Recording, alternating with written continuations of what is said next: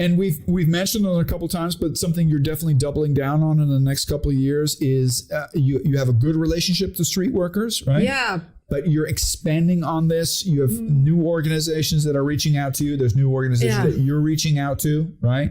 That you want to support and enable them to do rudimentary medical procedures is exaggerated. First aid, we want to call it. Yeah, first aid for street. So that if a street worker is in a predicament where they have a non-respondent or troubled patient, that they don't have to wait minutes or hours or whatever to when do basic. To call the ambulance or when not, and how to prepare when the ambulance arrives. Also, how to engage ambulances to let them know. How to communicate with the ambulance. Yeah.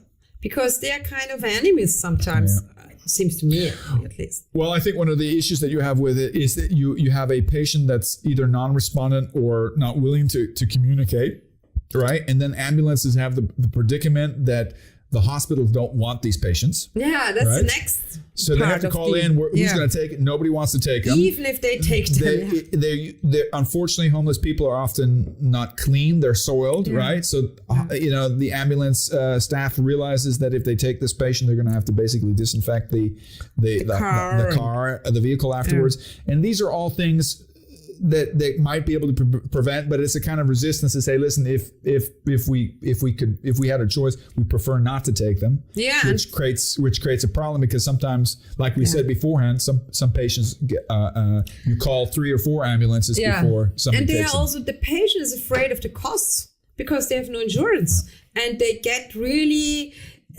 crazy bills from the hospital and the ambulances, like thousands of euros. So that's kind of the value add that you can provide, is if you can provide a network of different people who interact with homeless people, the capability to take care of basic medical needs without it getting worse and worse and having to go to the hospital, you're actually doing a service also to the taxpayer because they have less costs at the end of I hope they realize that, actually. But it's part of our public relations with but what's new, and now that came just to my mind when you were talking, that we don't only connect what we are doing in street medicine, we connect with each other. All the NGOs are connected, and they meet and they exchange and they make symposiums and whatever.